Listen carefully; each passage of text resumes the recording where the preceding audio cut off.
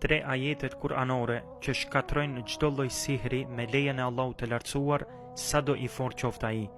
Këto 3 ajete kuranore mund t'i lexojmë ose në ujë dhe ta pijmë atë, ose t'i lexojmë në ujë dhe t'lahemi me të. Ajeti i parë ndodhet në surën Yunus, ajeti 81. Bismillahirrahmanirrahim.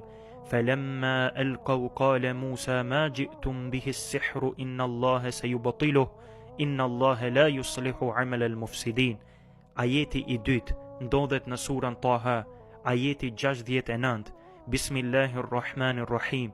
Wa alqi ma fi yaminika talqaf ma sana'u innama sana'u kaydu sahir wa la yuflihu as-sahiru haythu ata.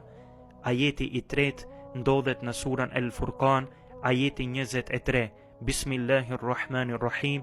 Wa qadimna ila ma amilu min amalin faj'alnahu haba'an manthura.